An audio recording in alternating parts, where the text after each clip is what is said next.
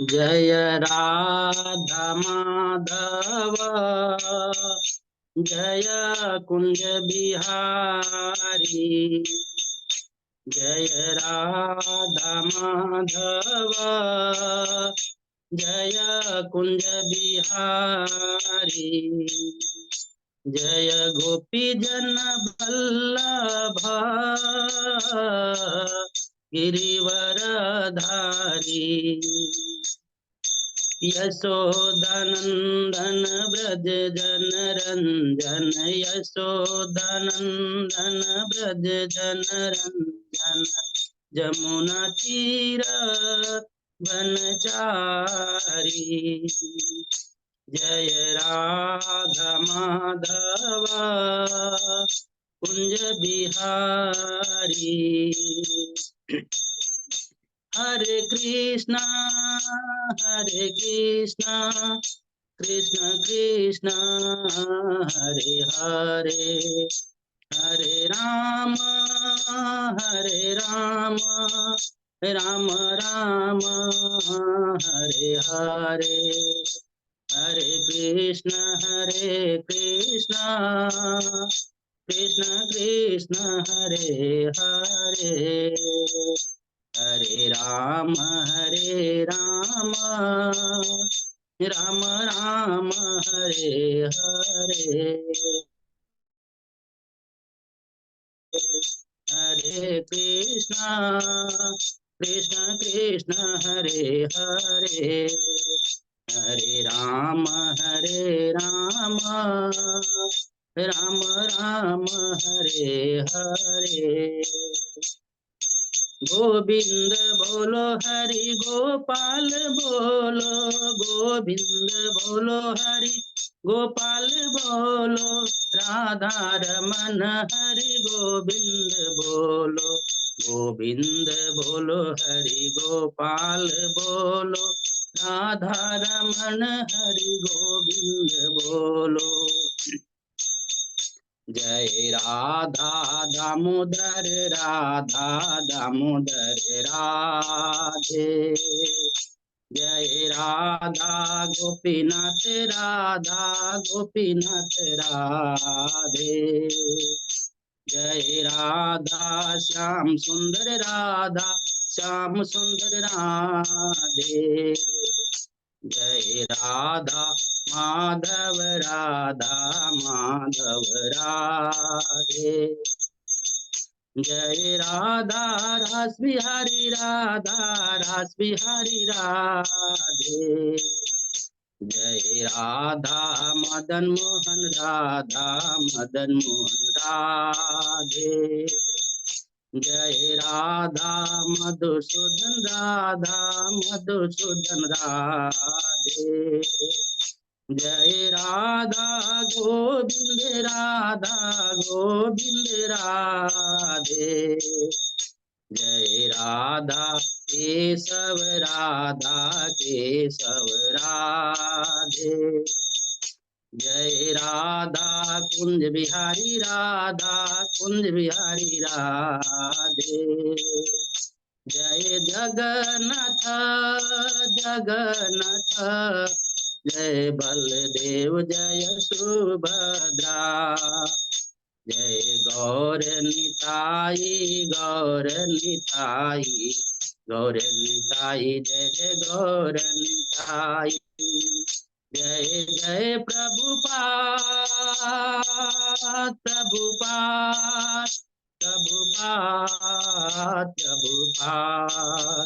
जय जय गुरुदेव।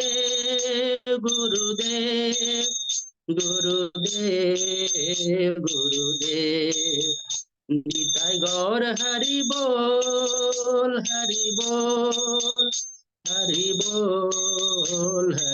बोल हरि नाम संकीर्तन की जय। हरि वैष्णव वृंद की जय। जगत गुरु श्री प्रभुपाद की जय। हरि हरि हरि बहुत ही सुंदर। हरि बोल। अजय पांडे प्रभु की जय। बहुत ही सुंदर कीर्तन करा है। और आज हमारे अजय पोदार प्रभु ने भी बहुत सुंदर विग्रह का। कहाँ के विग्रह थे प्रभु? सूरत के हैं प्रभु जी। हैं? सूरत के। हरि बोल। बहुत सुंदर दर्शन करा, सभी भक्तों ने बहुत अच्छे से कीर्तन किया, बहुत बहुत धन्यवाद। अभी हम लोग मिठाईपुर के बाद वाला विग्रह किसका था प्रभु? ये मैं भी नहीं बोल पा रहा श्रीनाथ जी का है, श्रीनाथ जी का है वो हूँ। विग्रह। अच्छा, हाँ, श्रीनाथ जी का है। बहुत सुंदर, हरि बोल। अभी हम लोग मंगलाचरण करते हैं। ओम अज्ञानतिमिरान्धस्य ज्ञानाञ्जनशलाकया चक्षुरुन्मीलितं येन तस्मै श्रीगुरुवे नमः। श्रीचैतन्यमनोभीष्टं स्थापितं येन भूतले स्वयं रूप कदा मह्यं ददाति स्वपदान्तिकम्। वन्देऽहं श्रीगुरु श्रीयुतपथकमलं श्रीगुरु वैष्णवांश श्रीरूपं साग्रजातं सहगणा रघुनाथं वितं तं सजीवम् स्वाद्वैतं सावधूतं परिजं सहितं कृष्ण चैतन्य देवं श्री राधा कृष्ण पादान सहगणा ललिता श्री विशाखा वितांत च। नमो ओम विष्णुपादाय कृष्ण प्रेष्ठाय भूतले श्रीमते भक्ति वेदांत स्वामी इति नामनि। नमस्ते सारस्वती देवे गौरवाणी प्रचारिणी निर्विशेषा शून्यवादी पाश्चात देश तारिणी। वांछा कल्पतरुभ्यश्च कृपा सिन्धुभ्येव च पतितानां पावनेभ्यो वैष्णवेभ्यो नमो नमः। नमो महावदान्याय कृष्ण प्रेम प्रदायते कृष्णाय कृष्ण चैतन्य नामने गौरतिसे नमः। हे कृष्ण करुणा सिंधु दीन बंधु जगतपते गोपेश गोपिका कांत राधा कांत नमस्ते। सप्त कांचन गौरांगी राधे वृंदावनेश्वरी विषमानुसुते देवी प्रणमामि हरिप्रिये। नीलांचल निवासाय नित्याय परमात्मने बलभद्र सुभद्रायां जगन्नाथाय ते नमः। जय श्री कृष्ण चैतन्य प्रभु नित्यानंद श्री अद्वैत गदाधर श्रीवासादि गौर भक्तवृंद। मुखं करोति वाचालं पंगुलंघे गिरिं यत्कृपातमहं वन्दे श्री गुरुमदीनतारिणम्। परमानंद माधवम श्री चैतन्य ईश्वरम। हरे कृष्णा कृष्ण कृष्णा हरे हरे हरे राम राम राम हरे। श्री श्री मंगलाचरण की जय, शिला प्रभुपाद की जय। हरे कृष्णा। आज की इस भागवतम चर्चा में अध्ययन में सभी भक्तों का हार्दिक स्वागत है। सभी भक्तों के चरणों में मेरा सादर दंडवत प्रणाम है। याद करेंगे भगवान श्री कृष्ण गुरु आचार्य साधु परम वैष्णव परम भागवत की असीम कृपा हम लोगों के ऊपर है। इस सब लोग मिलकर श्रीमद् भागवतम की चर्चा कर पा रहे हैं कई दिनों से। लास्ट क्लास में हम लोगों ने कैंटे 4 का 8वां अध्याय ध्रुव महाराज का गृह त्याग और बन का बन पूर्ण किया। आज 9वां अध्याय हम लोग शुरू करने जा रहे हैं। उसके पहले 8 अध्याय में हमने जो कुछ भी चर्चा की उसको एक बार हम दोहराते हैं। प्रथम अध्याय शीर्षक है मनु के पुत्रों का वंशावली, जिसके अंदर में हम लोगों ने आकुति, प्रसूति और देहूति की कन्याओं, जो 9 कन्या हैं जिनका ब्रह्मा जी के 9 पुत्रों से ब्याह हुआ, उसके बारे में हमने पढ़ा। आकुति के बारे में हमको मालूम है, रुचि से ब्याह हुआ। यज्ञ और दक्षिणा उनके कपल हुए, याद है कपल हुए, जिससे 12 पुत्र हुए जिनका नाम था तुषित। प्रसूति से 16 पुत्रियां हुई, जिसमें सबसे छोटी पुत्र सती थी और जिसका ब्याह भगवान शिव से।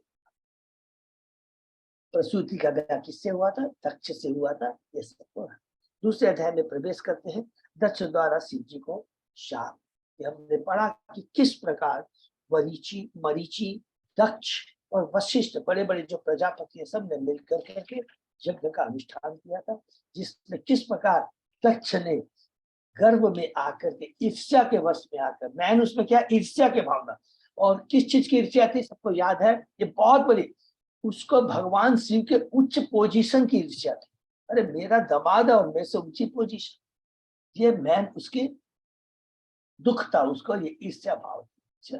तो उसके चलते वो भगवान शिव का अपमान करता है, और उस अपमान के चलते दोनों पक्ष के लोग अपने एक दूसरे को क्या करते हैं? अभिशाप देते हैं, शाप। भगवान शिव बहुत दुखी हो जाते हैं और वहां से उठ के चले जाते हैं। तीसरे अध्याय में प्रवेश करते हैं, श्री शिव और सती का संवाद, जिसमें हमने पढ़ा कि दक्ष बृहस्पति शव नामक का एक यज्ञ का अनुष्ठान करने जा रहा है। सब ब्रह्मांड के सारे योगियों, पुरोहितों, आचार्यों, सिद्ध लोग, अलग अलग लोगों से सबको बुलाता है, लेकिन माता सती को और भगवान शिव को आमंत्रित नहीं करता है। माता सती शिव से कहती है हमारे संबंधी है, जाना चाहिए। भगवान शिव कहते हैं उसमें कोई बड़ी बात नहीं है। सबसे बड़ी बात यदि किसी में ईर्ष्या भाव हो तो उसके यहाँ नहीं जाना चाहिए, क्योंकि जिसमें ईर्ष्या भाव होती है उसकी चेतना बड़ी कलुषित है। और उसमें एक बहुत इंपॉर्टेंट पॉइंट है, याद करेंगे, उसकी चेतना इस हद तक कलुषित होती है। वो जैसे बाघ होता है ना, अपने बच्चों को बहुत प्यार करता है, लेकिन जब अपनी स्वार्थ की भावना आती है अपने बच्चों को, कितनी बड़ी बात, पशु चेतना होती है, इसका मतलब। तो तुम्हें नहीं जाना चाहिए है? और बहुत कहने के बाद फिर हम चौथे अध्याय में प्रवेश करते हैं, जिसका शीर्षक है सती द्वारा शरीर त्याग, जिसके अंदर में सती भगवान शिव के कहने के बावजूद भी जाती है यज्ञ में, देखती है यज्ञशाला में मेरे पति परम वैष्णव शिव का जो भाग है, देवताओं के रूप में भाग है, उसे नहीं रखा गया है। क्रोधित हो जाती है और बहुत ही सुंदर ढंग से बहुत अपने पिता को, दक्ष को वो खड़ी को सुनाती है। बहुत सुंदर, सबसे बड़ी बात इसके अंदर में है कि वो शिव को अपने कैसे परम वैष्णव को ग्लोरीफाई करना चाहिए, वो जो ग्लोरिफिकेशन है बहुत सुंदर है। कहती है शिव का हे पिता, याद रखेंगे न कोई शत्रु है न मित्र है, नंबर 1। और वो दूसरे के गुणों को, छोटे गुण को भी बड़ा गुण करके के पुकारते हैं। और उनके जो गुण होते हैं, तीसरी बात क्या कहते हैं, वो दिव्य होते हैं। भौतिक ऐश्वर्य का तो जो भगवान का परम भक्त होता है, परम वैष्णव होता है, उस चीज को कभी पत्ता ही नहीं देता, उसके प्रति जरा आकृष्ट नहीं होता है, वो स्वतः उनको मिल जाते हैं। हमने कर्दमूर्ति के माध्यम से देखा था और यहाँ शिव धाम का वर्णन से देखा। जो दिव्य उनमें जो गुण होते हैं, हम जैसे भक्त जीव जो अज्ञानता में रहते हैं, आध्यात्मिक ज्ञान से अंधकार में रहते हैं, वो नहीं समझ सकते। और जहाँ परम वैष्णव का अपमान होता हो, बहुत सुंदर है। ये पूरी चेतन चेतन में भी हम जाएंगे, सब जगह चेतन बाबू ने कई बार चेतन जाकर हरि बोल, तो बहुत सुंदर वो ध्यान है कि वो कहते हैं ये कलुषित जो चेतन रखना नहीं चाहिए। तो कहती है बहुत सुंदर, माने वो कहती है अगर जहाँ वैष्णवपान होता है, सबसे बुद्धिमानी क्या है, अलग होती। क्योंकि मैं तो अपने पिता का बंधन नहीं कर सकती, ब्राह्मण का, क्षत्रिय हमने अलग अलग पढ़ा, शूद्र और वैश्य के कर्तव्य होना चाहिए। तो मुझे ये शरीर त्याग देना चाहिए। भगवान शिव के चरणों का ध्यान रखिए, शरीर को त्याग देती है, योग शक्ति से अद्भुत। 5वें अध्याय में प्रवेश करते हैं। दक्ष के यज्ञ का विध्वंस नारद जी जाकर करके बताते हैं शिव को कि किस प्रकार सती ने विहितवाद किया। शिव क्रोधित हो जाते हैं, एक परम वैष्णव के प्रति जो अपराध हुआ है। सती साध्वी है, परम वैष्णवी क्रोध में आते हैं, अपनी शक्ति से वीरभद्र नामक असुर को उत्पन्न करते हैं। वीरभद्र मणि नाम चंडेश नंदीश्वर को लेकर यज्ञ सामने जाता है और मनु की मूछें उखाड़ता है, भग की आंखें निकाल देते हैं, पूसा के दांत उखाड़ देता है और दक्ष के तड़ को काटता है, उस यज्ञ की आहुति दे देता है। 6ठे अध्याय में पेश करते हैं ब्रह्म द्वारा शिव जी को मनाना। ये बहुत ही सुंदर है, किस प्रकार जब देवता भयभीत हो जाते हैं, एक पर वैष्णव के चरणों में अपराध हुआ है, शिव ब्रह्मा जी के पास जाते हैं। ब्रह्मा जी सर्वप्रथम एक ही बात बोलते, जहां परम वैष्णव के चरणों में अपराध होता है, इस चीज को नोट कर लीजिए, तो भी कोई काम शुभ नहीं होता। आध्यात्मिक की तो बात छोड़ दीजिए, हमारा आध्यात्मिक डाउनफॉल होगा, हमारे भौतिक कार्य भी संपन्न नहीं होगा। भगवान ब्रह्मा सब देवताओं को लेकर कैलाश धाम में जाते, बहुत सुंदर कैलाश धाम का वर्णन है जो हम लोगों ने सुना है कि किस प्रकार वहां पे माने के इसमें लिखा है कि कैलाश धाम है भगवान के धाम के सदृश था।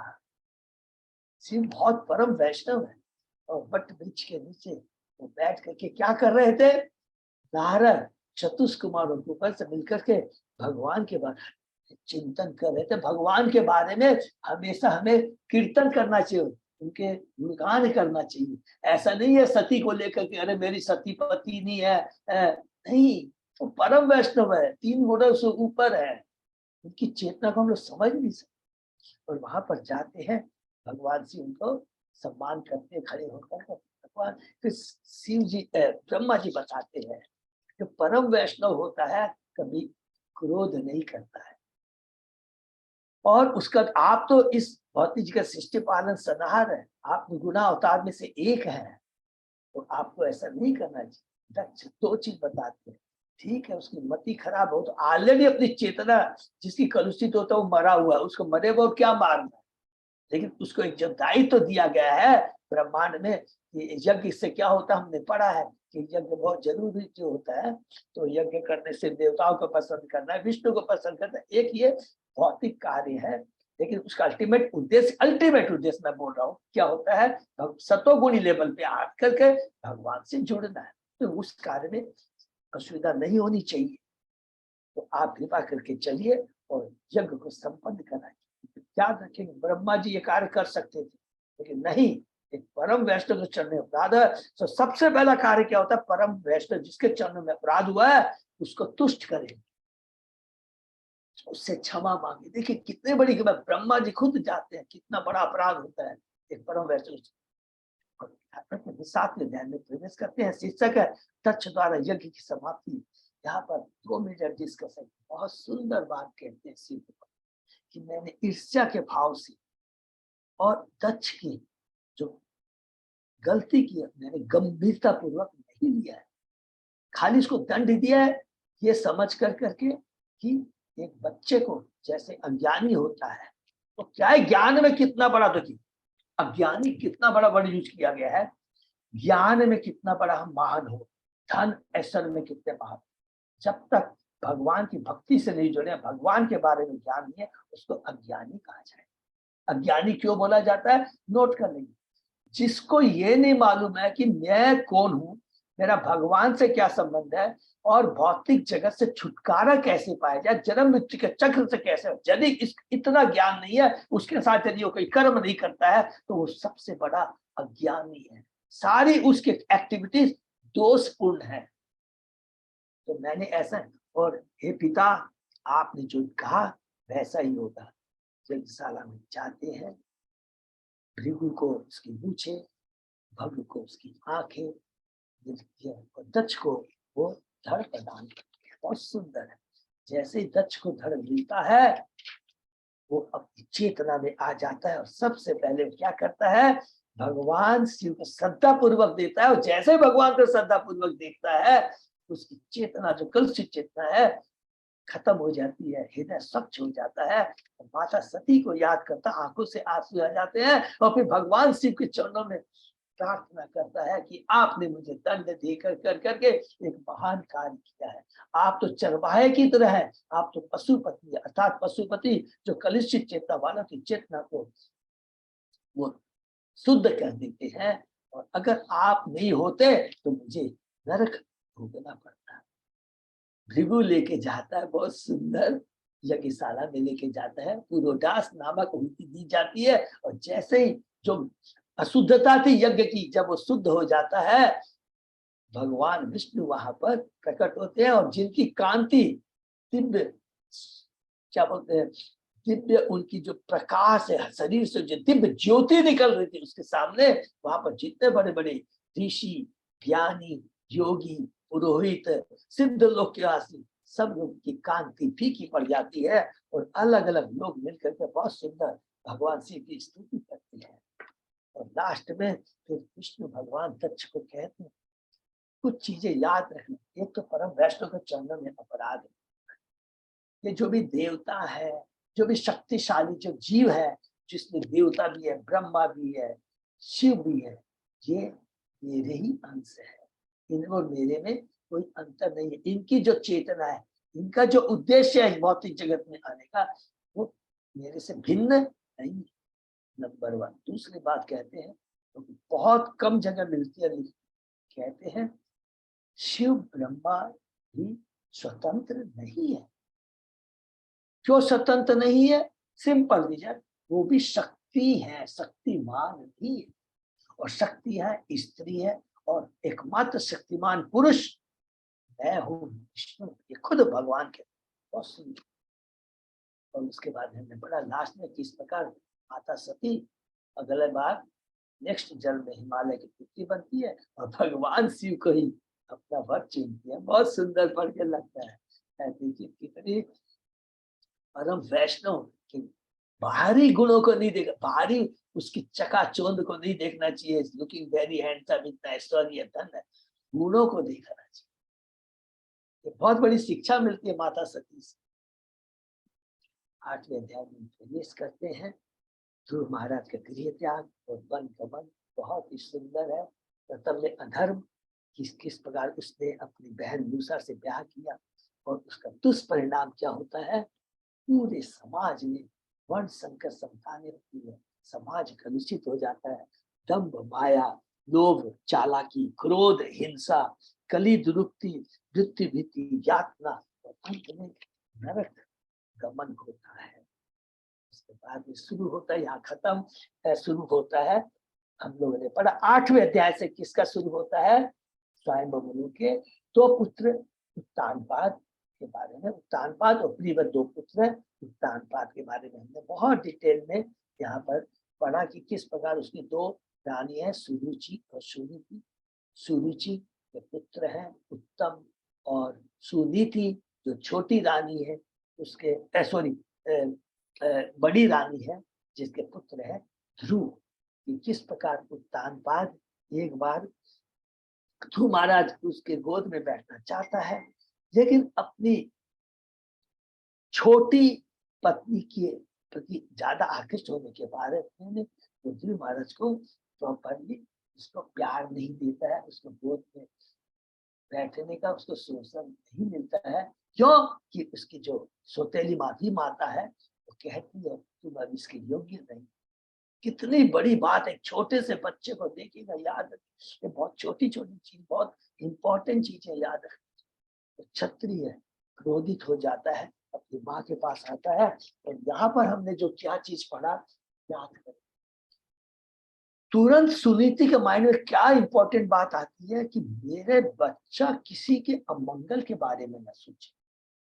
अर्थात इसका मतलब क्या, जब अमंगल की भावना किसी दूसरे के प्रति, इसका मतलब मेरी चेतना क्या हो गई है, रजोगुणी तमोगुणी गुणी लेवल पे चली गई। अगर हम सोचते मेरे प्रति अन्याय हुआ है तो ये सब याद रखें कि भगवान सब देखते हैं, और जो जैसा करता है बोलते हैं उसको वैसा ही भोगना पड़ता है। लेकिन एक इंपॉर्टेंट बात याद रहती है, तुमको भी राजा बनना है, तुम भी अपने पिता जैसी गलती मत करना।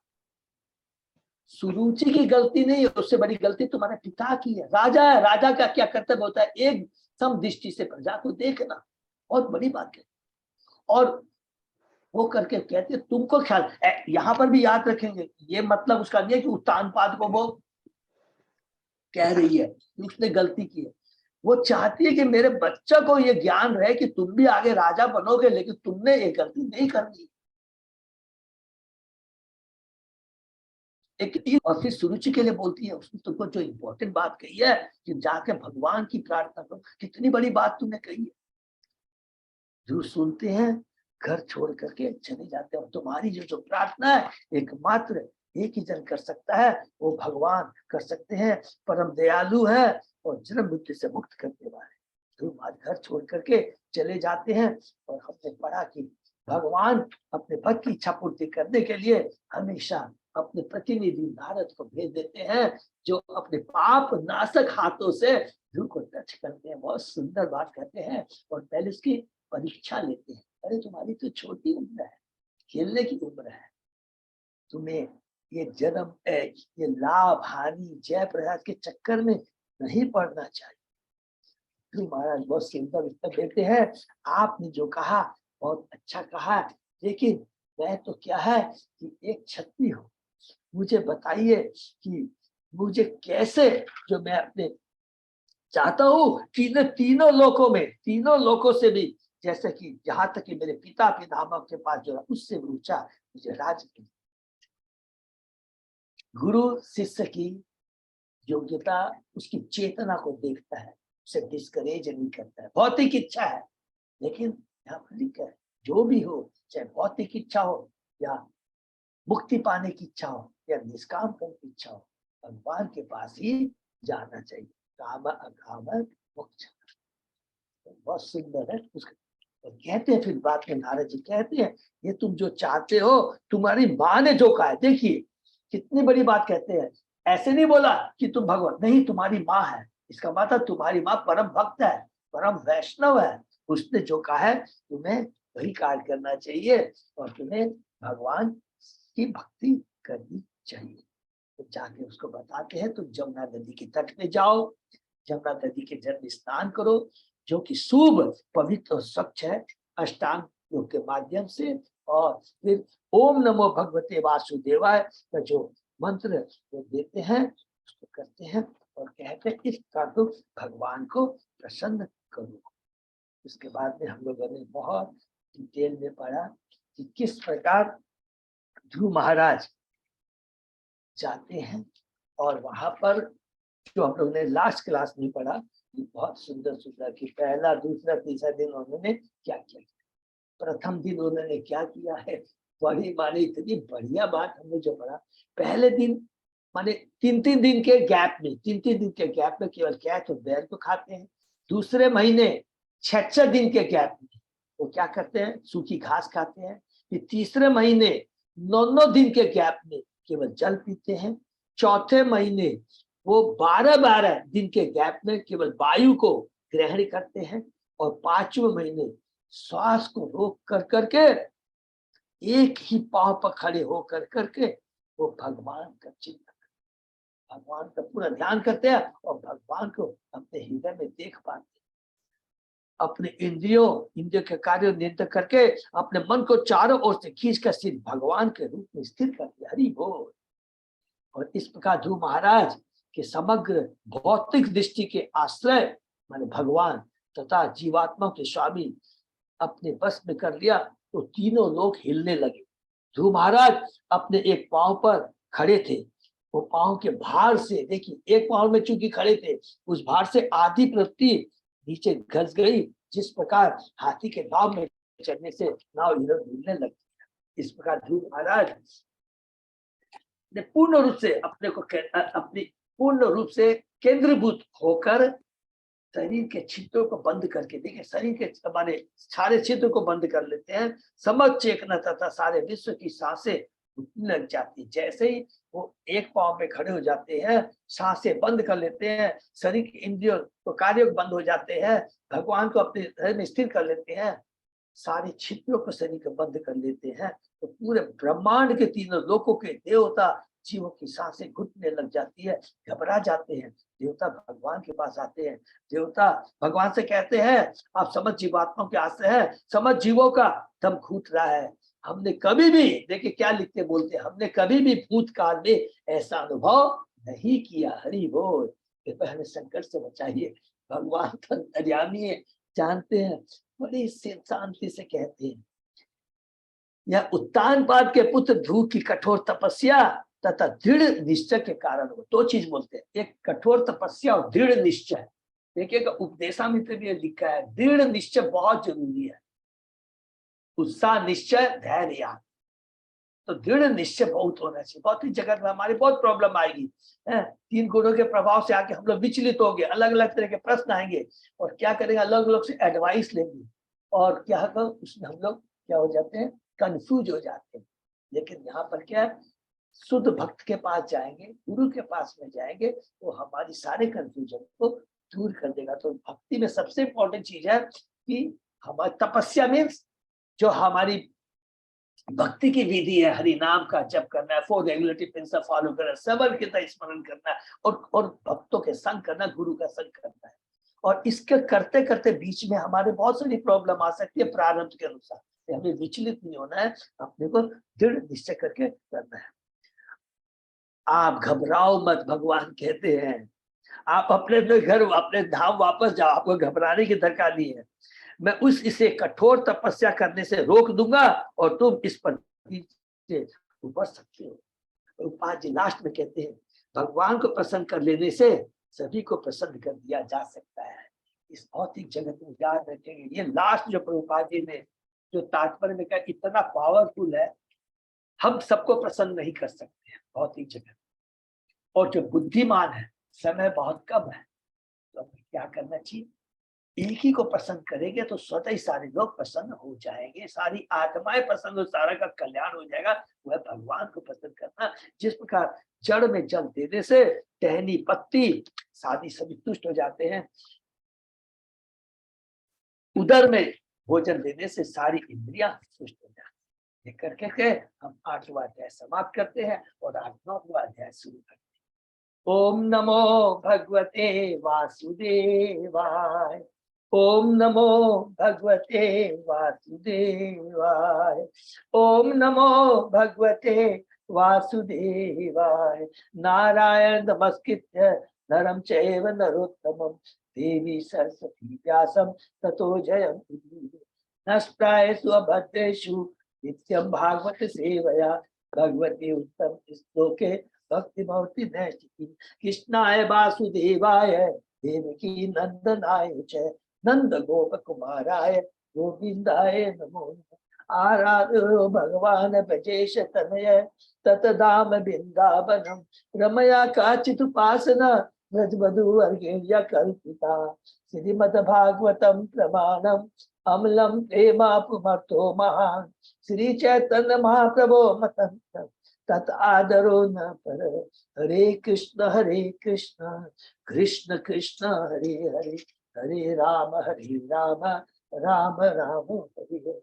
अध्याय 9 शीर्षक है ध्रुव महाराज का घर लौटना। क्योंकि नारद मुनि जी ने कहा था ना, जो बीच में हम लोग ने एक चीज छोड़ दिया कि जब वो बहुत ज्यादा दुखी रहते हैं नारद जी, जब वो जंगल में चले जाते हैं, कौन से जंगल में जाते हैं? मधुबन जंगल में जब चले जाते हैं तो 12 जंगलों में एक है, तो वो उत्तान पात को जाके कहते हैं कि तुम्हें घबराने की दरकार नहीं है, तुम्हारा पुत्र बहुत सही जगह है, भगवान की भक्ति कर रहा है, बहुत जल्दी घर लौट के आएगा। नंबर और दूसरी बात क्या कहते हैं?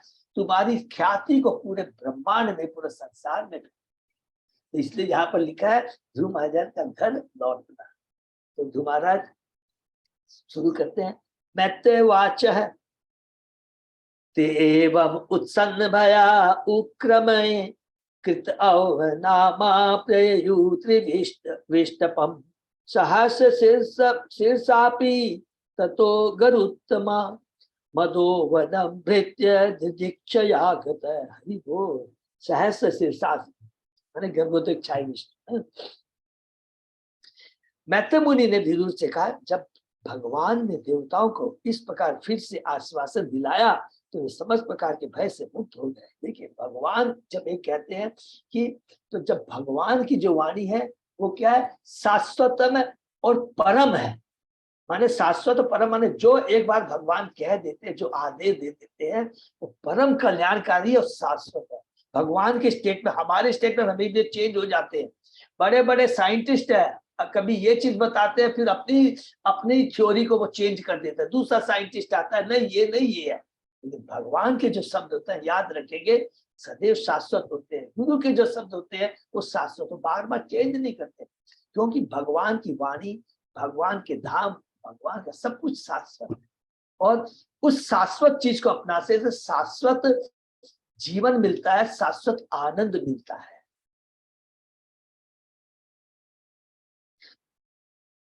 भय से मुक्त हो गए और सब उन्हें नमस्कार करके अपने अपने देवलोक को चले गए। तब भगवान जो साक्षात सहस्र से अवतार है, गरुड़ पर सवार हुए और अपने दास ध्रुव को देखने के लिए मधुबन। सहस्र शब्द गर्भोदक्षाय विष्णु के लिए प्रयुक्त हुआ है। गर्भोदक्षाय विष्णु कौन है? जो जब कारणोदक्षाय विष्णु असंख्य ब्रह्मांड की उत्पत्ति करते हैं, तो गर्भोदक्षाय विष्णु एक एक ब्रह्मांड में प्रवेश करते हैं।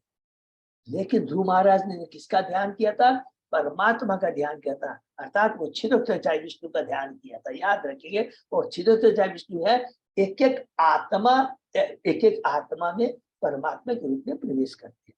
क्यों? तो गर्भोदक्षाय विष्णु के रूप में वर्णित किया है श्री सनातन गोस्वामी ने अपने भागवतामृत में। विष्णु के इस रूप को विष्णु गर्भ अवतार यद्यपि भगवान क्षीरोदय विष्णु के रूप में प्रकट हुए थे, किंतु उन्हें गर्भोदक विष्णु के रूप में वर्णित किया गया। श्री सनातन गोस्वामी ने अपने भागवतामृत में विष्णु के इस रूप को विष्णु गर्भ अवतार बताया है। उन्होंने ध्रुव महाराज के रहने के लिए ध्रुवलोक की सृष्टि। हरि बोल, ये नोट करेंगे, भगवान ने ध्रुव महाराज के रहने के ध्रुवलोक की सृष्टि की।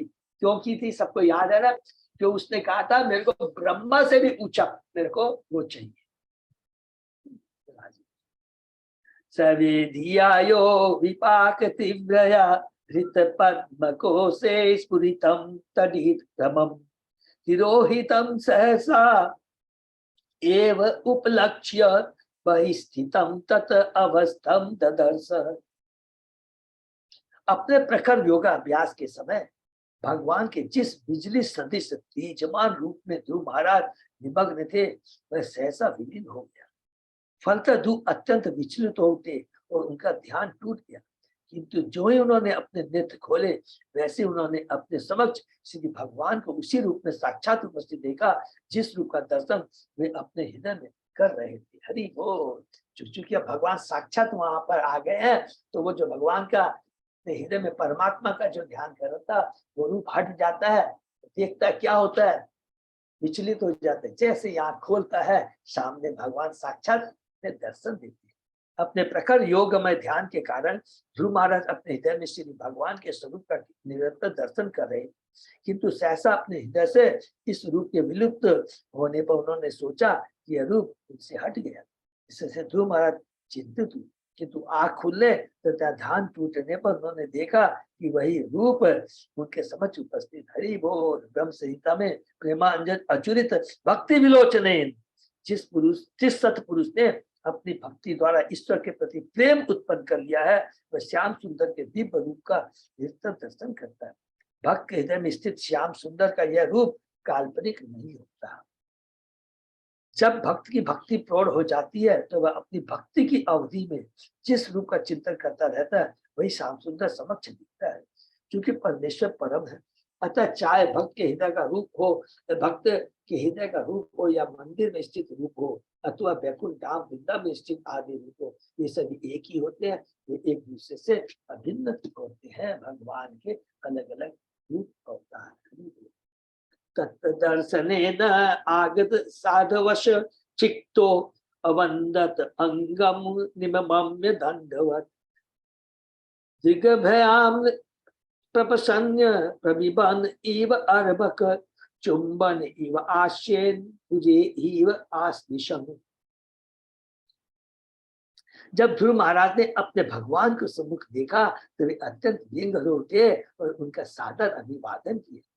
वे उसके समक्ष दंड के समान गिर पड़े और भगवत प्रेम में मग्न हो। आनंद में ध्रुव महाराज भगवान को इस प्रकार देख रहे थे मानो उन्हें आंखों से पी रहे हैं। हरि बोल। जैसे वो आंखों से पी रहे हो भगवान की चिंतन को, भगवान के रूप को आंखों से पी रहे हैं। उनके चरणों को उनके मुख से चूम रहे थे और उन्हें अपनी भुजाओं में भर रहे हो। हरि बोल। स्वाभाविक है कि जब ध्रुव महाराज ने श्री भगवान को अपने समक्ष देखा, तो वे विस्मय एवं सम्मान के कारण व्यंगल होके और ऐसा प्रतीत होने लगा मानो उनके सारे स्वरूप को अपनी आंखों से पी जाएंगे। श्री भगवान के प्रति भक्त का प्रेम इतना उत्कट होता है कि वह उनके चरणों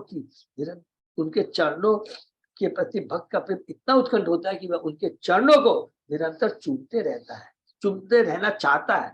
वह उनके नखाग्नों का स्पर्श करते रहना चाहता है तथा उनके चरण कमलों को लगातार भुजाओं में भरे रहना चाहता है। हरि बोल। भगवान को अपने समक्ष देखकर ध्रुव महाराज के शरीर में उठने वाले ये भाव उनके शरीर के 8 प्रकार के दिव्य आनंद को सूचित करने वाले हैं, जो कि हम लोग भक्ति रसामृत सिंधु में भगवान देखिए चेतन बहुत सुंदर है। ये जब आता है ना, जो दशासन घाट में चैतन्य महाप्रभु ने प्रयाग में है, याद है ना, रूप गोस्वामी को जो शिक्षा दी है, और उस रूप गोस्वामी को जो भगवान ने शिक्षा दी है कृष्ण तत्व के बारे में, भक्ति के बारे में, भक्ति के रसों के बारे में, सारा उसी को बेस लेकर के रूप गोस्वामी ने ये जो भक्ति रसामृत सिंधु किया, सब भक्तों ने जो किया है, लेकिन उसको बहुत डिटेल में जो करेंगे वो ये सब चीज करने के बाद में हम करेंगे तो और आनंद आएगा। तो बहुत सुंदर रूप गोस्वामी ने इन सारी चीजों का वर्णन अपनी भक्त रस में सिंधु में किया है। सतम विवक्षन्तम तत्विदं हरि ज्ञात्वा यस्य सर्वस्य च हृदि अवस्थित कित अंजलिं ब्रह्मयेन कंबुना स्पर्श बालम कृपया कपूर। यद्यपि ध्रुव महाराज छोटे से बालक थे, किंतु वे उपयुक्त शब्दों से भगवान की स्तुति करना चाह रहे थे, किंतु अनुभवहीन होने के कारण वे तुरंत संभल नहीं सके। प्रत्येक हृदय में वास करने वाले श्री भगवान ध्रुव महाराज की दैनिक स्थिति को समझ गए। इसको अंडरलाइन कर लेंगे। प्रत्येक हृदय में वास करने वाले श्री भगवान जो परमात्मा के रूप में है, ध्रुव महाराज की दैनिक स्थिति को समझ गए। अतः अपनी अहेतु की कृपा से उन्होंने अपने समक्ष हाथ जोड़कर खड़े हुए ध्रुव महाराज के मस्तक पर अपना संग छुआ दिया। ये इतना इंपॉर्टेंट श्लोक है, इसको हमेशा याद रखेंगे। देखिए कि तेसाम सत्य युक्तानाम भस्ताम प्रीति ददाम बुद्धि, जो कि हम लोगों ने पढ़ा गीता के जो चतुर्थ श्लोक का 8वां 10वां श्लोक, कि हमारे में कोई योग्यता नहीं, एक छोटा सा बालक है। भगवान हम जो डिजायर करते हैं, ध्रुव महाराज ने भगवान को ग्लोरीफाई करना चाहता। 5 साल का बच्चा है, ज्ञान नहीं है, शास्त्र नहीं पढ़े हैं, लेकिन भगवान की भक्ति की वो शक्ति है। भगवान जो परमात्मा रूप में कि मेरा भक्त क्या चाहता है, स्वतः ही उसके जस्ट टच करते हैं, मस्तक अपना संग छुआ।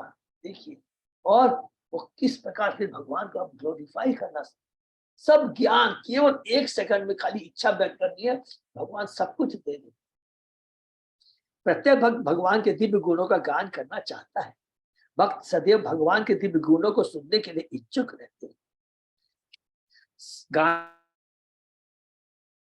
करना चाहता है भक्त सदैव भगवान के दिव्य गुणों को सुनने के श्रवण करना चाहता है। श्रवण और कीर्तन और इन गुणों का गान करना चाहते रहते हैं। हरि बोल। श्रवण, कीर्तन और स्मरण, किंतु कभी कभी विमूर्तवश कठिनाई उपस्थित हो जाती है। अतः प्रत्येक मनुष्य के हृदय में वास करने वाले भगवान अपने भक्त को बुद्धि प्रदान करते हैं कि वह यस गान करते ददामी बुद्धि योग। अतः यह मानना चाहिए कि जब भक्त भगवान के विषय में कुछ दिखता या बोलता है तो उसके सब भगवान द्वारा उसके अंतःकरण से प्रकट किए हुए होते हैं। इसकी पुष्टि भगवद गीता के 10वें अध्याय में इस प्रकार हुई है। जो लोग ईश्वर की दिव्य सेवा निरंतर लगे रहते हैं, उन्हें भगवान उसके अंदर में आदेश देते रहते हैं कि आगे क्या किया जाए। हरि बोल। जो कुछ भी हम सुन पा रहे हैं, जो कुछ बोल पा रहे हैं, हम लोग इसलिए कहते हैं मंगलाचरण में क्या करते हैं, भगवान की कृपा प्रदान, गुरु भगवान आचार्यों की कृपा प्रदान करेंगे, आप निश्चिंत होकर बैठ जाएंगे। स्वतः भगवान हमारी जीवा पे आकर बैठ जाते हैं और इंस्ट्रक्शन देते हैं, सरस्वती माँ या किसी को भी, मेरा भक्त जो बोलना चाहता है वो अपने आप बिना अपने आप निकलता रहे, हमारी कोई योग्यता नहीं है। जब ध्रुव महाराज को भगवान का वर्णन न कर सकने के कारण संकोच हो रहा था, तो भगवान ने अहेतु की कृपा उसके मस्तक पर अपना संग छुआ दिया, जिससे ध्रुव को दिव्य प्रेरणा प्राप्त हो गई। हरि बोल। यह दिव्य प्रेरणा ब्रह्ममय कहलाती है, क्योंकि जब कोई इस प्रकार से प्रेरित होता है तो उसके मुख से जो ध्वनि निकलती है वो वेदों की ध्वनि जैसी होती है। ब्रह्ममय भगवान की जो है, ये सब जो ये वेदों की ध्वनि सब क्या है जो निकलती है, भगवान सिंपल चीज है, भगवान की वाणी सब कुछ क्या स्वतः ही हमारे जीवा से मुख से निकलना शुरू हो जाती है। यह ध्वनि इस भौतिक जगत की समान ध्वनि नहीं होती, इसको भी अंडरलाइन कर लेंगे। ये साधारण ध्वनि नहीं होती, ये दिव्य ध्वनि होती है जिससे भगवान का ग्लोरीफाई करें। हरे कृष्ण मंत्र की ध्वनि को भले ही सामान्य शब्दों में क्यों न प्रस्तुत किया जाए, उसे सांसारिक नहीं समझना चाहिए। हरि नाम का जप तो सांसारिक नहीं समझना चाहिए।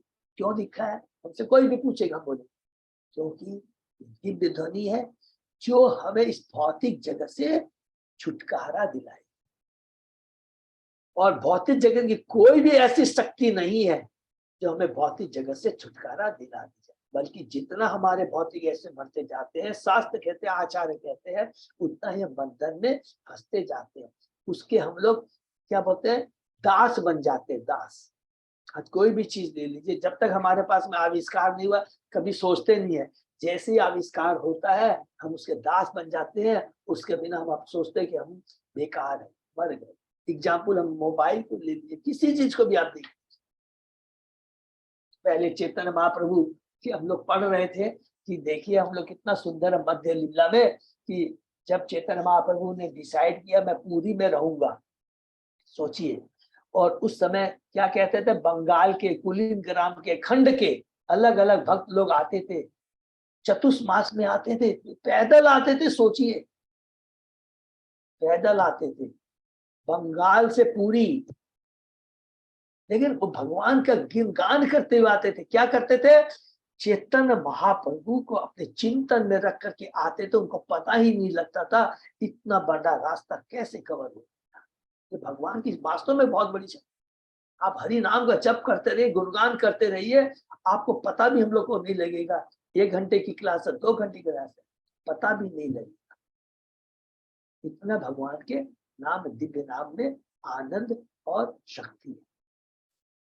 सवे तदा एव प्रतिपादितां गिरं देवी परिज्ञात पर आत्म परम निर्णय तम भक्ति भावो अभ्यनिर्णात असत्वरम परिश्रुतो उरु सर्वसं ध्रुव चिति।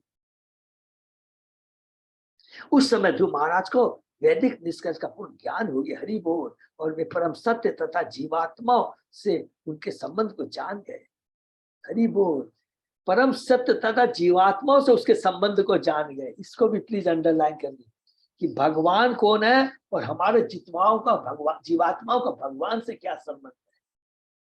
विश्व विकासित भगवान के सेवा भाव के अनुसार ढूंढे, जिन्हें शीघ्र ही अनिश्वर लोक की प्राप्ति होने वाली सहज भाव से मननशील व निर्णयात्मक स्थिति की। हरि बहुत सुंदर। इस श्लोक में कई विचारनी बातें हैं, बहुत ध्यान से पढ़ेंगे।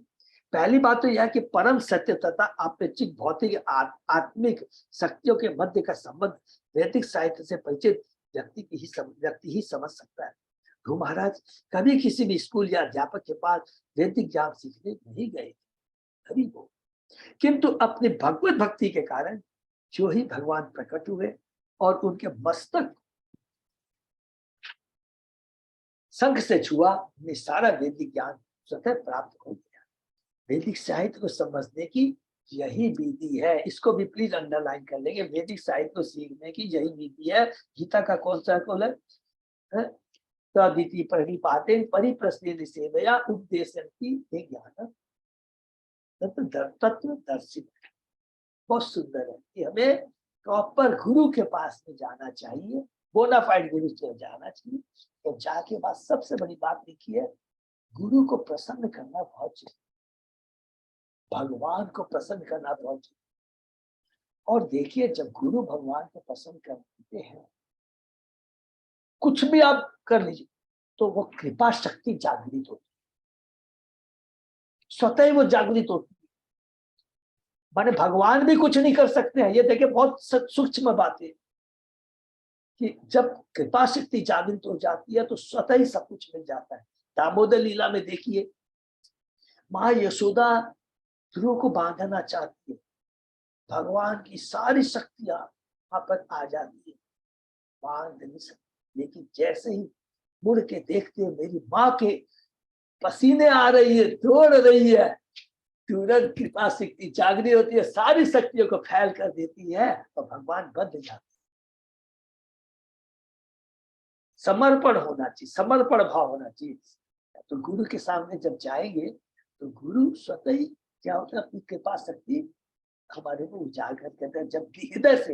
लेकिन जान इस उद्देश्य से जाएंगे, मैं जाऊंगा तो गुरु से बहुत कुछ सीखूंगा या फिर मैं बहुत बड़ा ज्ञानी बन जाऊंगा, कुछ नहीं होगा। 1% भी हमारी चेतना में परिवर्तन नहीं आएगा। तो इसलिए इस शिक्षा क्या मिलती है, सेवा भाव बहुत जरूरी। सेवा भाव से ही हमारा चेतना में परिवर्तन आता है, भगवान के नाम के प्रति इच्छा जागृत होती है, आनंद मिलता है। वेद सूचित करते हैं कि जिसके परमेश्वर तथा गुरु के प्रति देखें, गुरु के प्रति अविचल श्रद्धा है, उसे को वैदिक ज्ञान प्राप्त हो पाता है। किससे होता है, क्योंकि कृपा शक्ति जब जागृत होती है तभी हो सकता है। कृपा शक्ति बहुत जरूरी है। ध्रुव महाराज तो अपने गुरु नारद मुनि के आदेशानुसार भगवत भक्ति में लगे और उनके दृढ़ संकल्प तथा तपस्या के फलस्वरूप श्री भगवान उसके समक्ष साक्षात प्रकट हुए। ध्रुव अभी बालक ही थे, वे भगवान की उत्तम स्तुति करना चाहते थे, किंतु पर्याप्त ज्ञान न होने से वे संकोच कर रहे थे। तो भी भगवान की कृपा से जैसे उन्होंने अपना संग उनके मस्तक पर छुआ, ज्ञान से संकोच, कुछ चाहते हैं, इच्छा व्यक्त की है, इसको भी नोट करेंगे। देखिए हमें कुछ नहीं करना है, हमको लगता है कि हम कैसे होगा, केवल हमें इच्छा जाहिर करनी है। इच्छा जाहिर करने मात्र से भगवान सारी व्यवस्था कर देते हैं। ध्रुव महाराज ने भगवान की भक्ति करना इच्छा व्यक्त की, जैसे ही घर छोड़ के जाते हैं स्वयं भगवान अपने प्रतिनिधि नारद जी को भेजते, यहाँ भगवान प्रकट हो गए हैं। अब भगवान को ग्लोरीफाई करना चाहते हैं, ज्ञान में नहीं है, स्कूल में नहीं पढ़ा, तुरंत भगवान उसकी इच्छा को समझते हैं, क्योंकि परमात्मा के रूप में विराजमान है। तुरंत उन्होंने अपना संग उसके मस्तक पर छुआया, वे वैदिक ज्ञान से पूर्ण विज्ञ हो गए। हरि बोल। यह ज्ञान जीव तथा परमात्मा के अंतर को ठीक ठीक जान लेता है। कौन सा ज्ञान? ये देखिए, वास्तविक ज्ञान भी क्या है, इसको भी हम नोट कर लेंगे। वास्तविक ज्ञान क्या है, अज्ञानता ज्ञान क्या है? हम शरीर नहीं आत्मा, ये तो ठीक है, ये तो ठीक है, ये ज्ञान है, ये तो ज्ञानी भी जानते, ठीक है। बहुत दूसरा क्या है? भक्ति का ज्ञान, कि हम शरीर नहीं आत्मा, ये तो ज्ञानी को भी मालूम चले। दूसरा, मैं भगवान का अंश हूं, भगवान स्वामी है, मैं उनका दास हूं, और उस संबंध को कैसे पुनः स्थापित किया जाए, भक्ति के विधि, ये वास्तविक ज्ञान है। पूर्ण ज्ञान इसी को कहते हैं।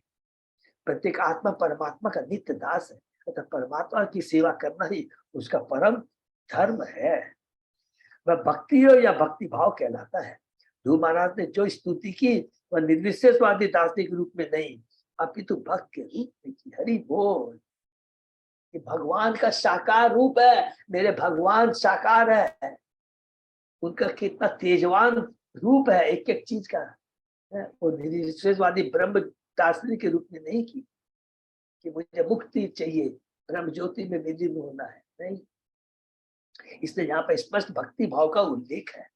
केवल परमेश्वर के प्रति की गई स्तुतियां धन्य है, क्योंकि उनका यश दूर दूर तक फैलता है।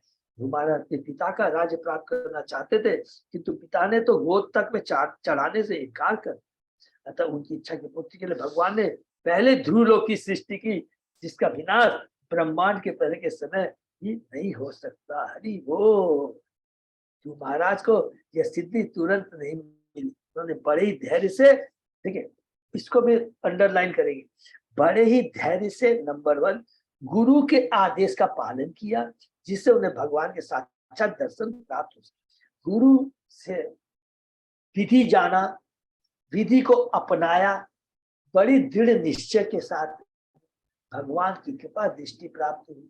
और कुछ भी पढ़ा लिखे नहीं है तो भी उन्हें क्या है, भगवान ऐसा दिव्य ज्ञान प्रदान किया, भगवान को ग्लोरीफाई करते हैं। और भगवान ने पहले से उसके लिए, देखिए वो बोल अभी आगे बोलेगा, इसकी जो भौतिक इच्छा थी भगवान ने लिया।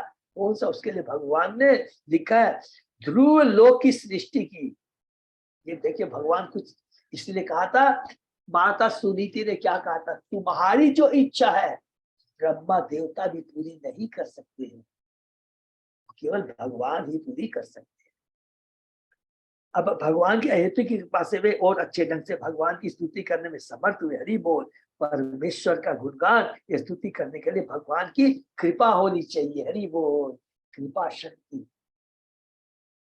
जब तक कोई भगवान के अहेतु की कृपा प्राप्त नहीं कर लेता, तब तक भगवान के यश का अंकन नहीं कर सकता। अर्थात हम भगवान को समझ सकते हैं, भगवान के गुणगान कर सकते हैं, भगवान के बारे में जान सकते हैं, उसमें भी भगवान की कृपा चाहिए। हृदय से मैं इच्छा व्यक्त कर। ध्रुववाच यो अंत प्रविश्य मम वाचम इमाम प्रसुप्ताम संजीवयति अखिल शक्ति धर स्वधामना अन्यान च हस्त चरण श्रवण त्वक आदीन प्राणाम नमो भगवते पुरुषाय तुभ्यम्। हरि बोल।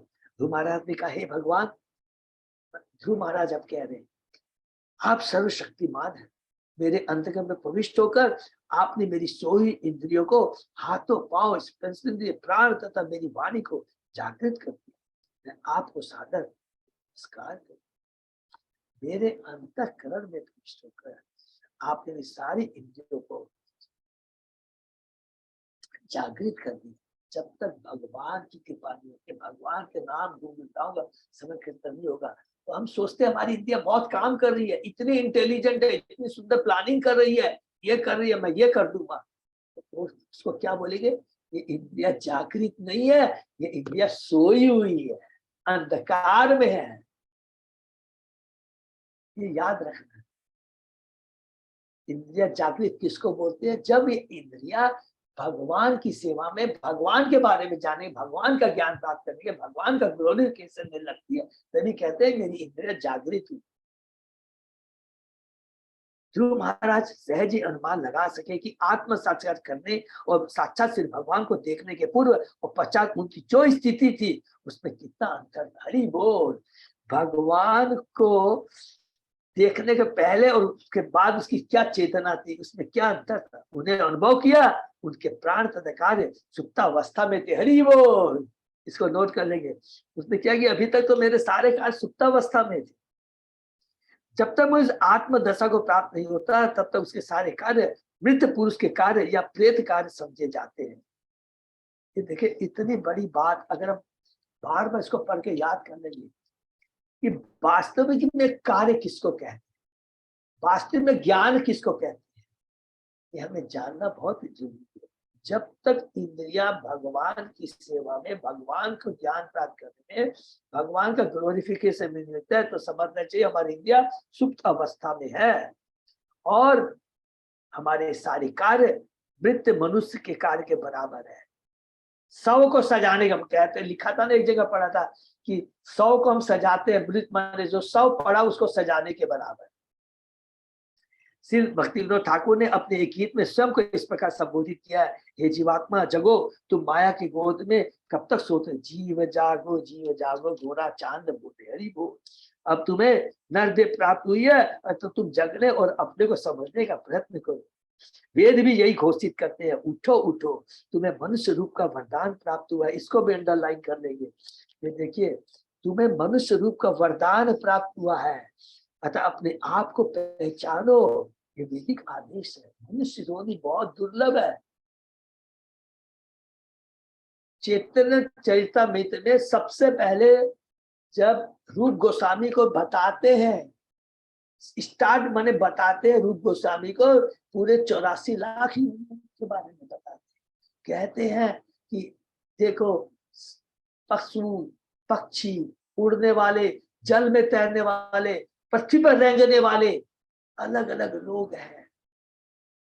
वो 81 लाख है। उसके बाद में 4 लाख मनुष्य है, और उसमें भी बताया कैसे अंधकार में, लेकिन भगवान की कृपा है कि मनुष्य योनि मिली है और भगवान का भक्तों का संग मिला है। भगवान के बारे में हम लोग सुनने का सुअवसर प्रदान हुआ, किससे? भगवान की कृपा से। तो हम लोग कितने भाग्यशाली है और इससे हमें पूरा पूरा लाभ उठाना चाहिए। ध्रुव महाराज को वास्तविक अनुभव हुआ कि इंद्रियों के प्रकाशित होने से, इंद्रियों के प्रकाशित होने से वे आदेश, वैदिक आदेश के सार को, कि परमेश्वर ही परम पुरुष है। वेदों का सार क्या है? कि भगवान को जानना। जितने भी हम लोग पढ़ते हैं प्रभु, जितने भी वेद आए हैं, देखिए जितने भी वेद है, उपनिषद है, 108 उपनिषद, 18 पुराण, जितने भी जो कुछ भी है, सबका उद्देश्य क्या है? केवल भगवान को जानना है। लेकिन हम लोग क्या करते हैं? वेदों की, जितने भी वेद है पुराण की, जिसमें भौतिक उन्नति कैसे हो सकती है, यज्ञ कर करके, दान कर करके कैसे हम लोग धन की प्राप्ति कर सकते हैं, अच्छी पत्नी की प्राप्ति, ये सब तो क्या है? भगवान इंद्र तृप्ति। इंद्र तृप्ति। हरि बोल। ये चीज भगवान ने तो खाली बताया, अरे मूर्खो ये प्राप्त करना है, क्योंकि तुम लोग नहीं तो असभ्य तरीके से करोगे।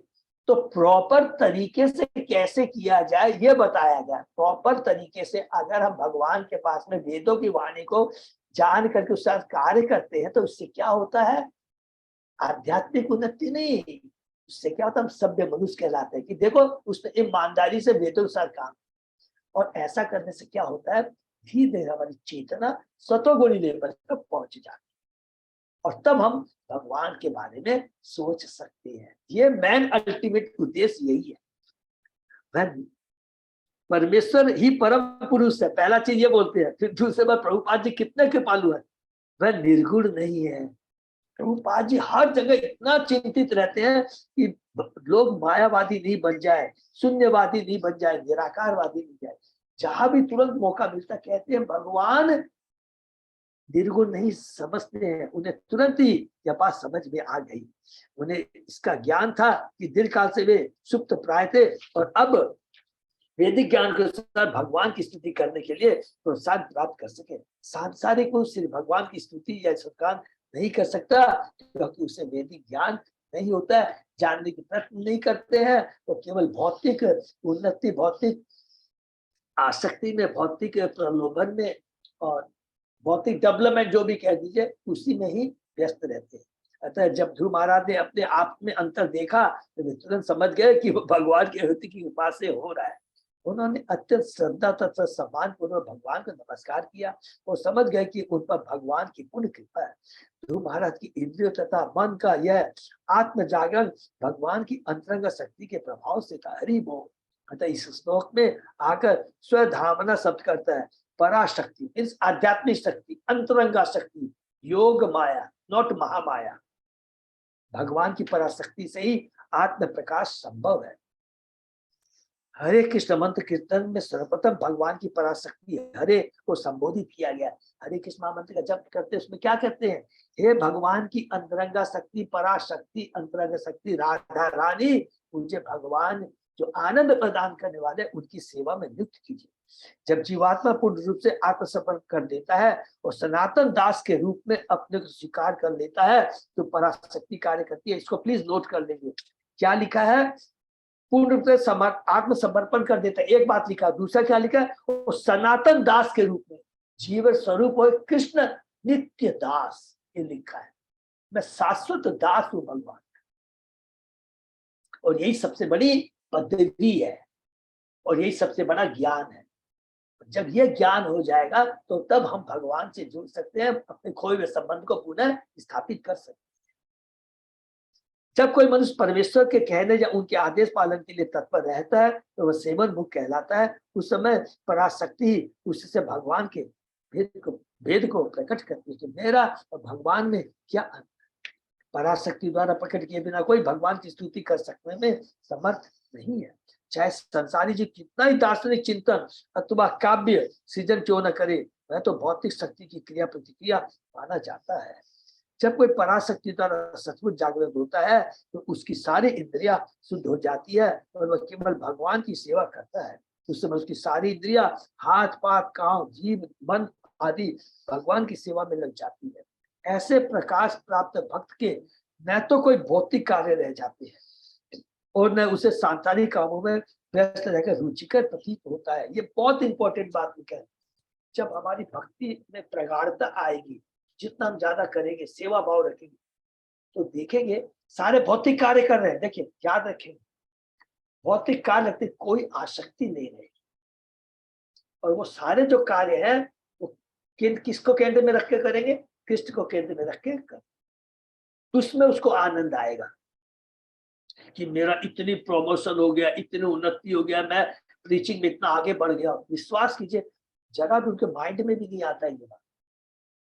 और एक चीज लिखा है, जितना हमारी आध्यात्मिक उन्नति होगी उतना ही हमें अपनी करुणा, माने हम बोलेंगे मैं नगण्य हूं,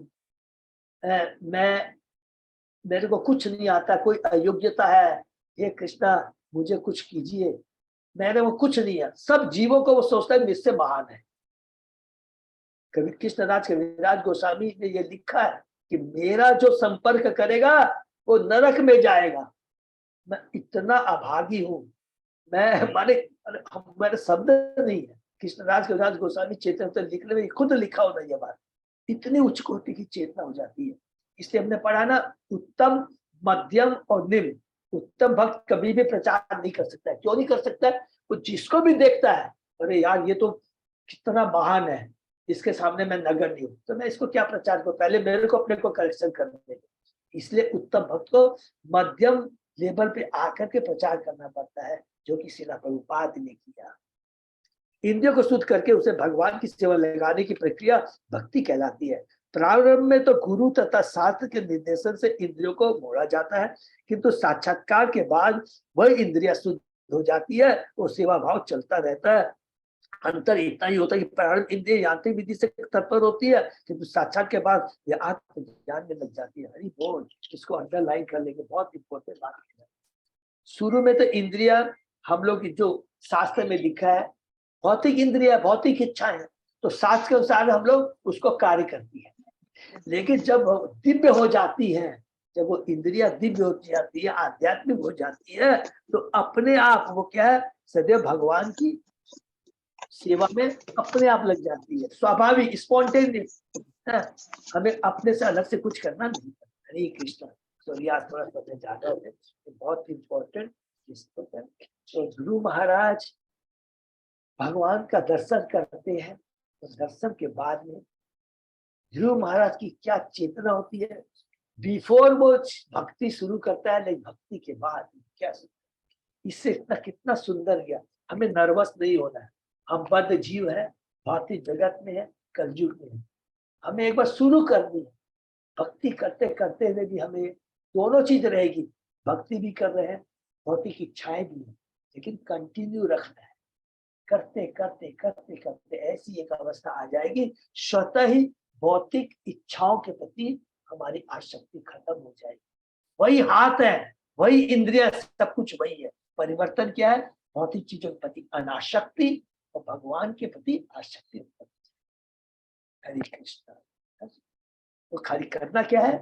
भगवान की भक्ति के लिए, भगवान के लिए गुणगान करने, इच्छा व्यक्त करनी है। खाली इच्छा व्यक्त करने से स्वतः ही सारी अरेंजमेंट भगवान कर देते हैं। किसके माध्यम से? पूरा सेंटेंस गुरु के माध्यम से अपने आप कंप्लीट कर। हरे कृष्ण।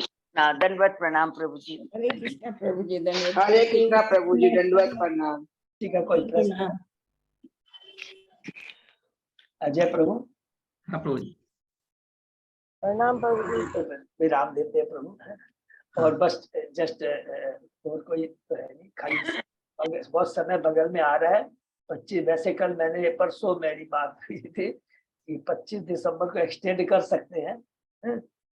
मेरा था जो गीता मेथड, फिर भी अभी श्योर नहीं है, लेकिन जितना भी हमारे पास कम भी समय है तो ज्यादा से ज्यादा प्रचार करेंगे।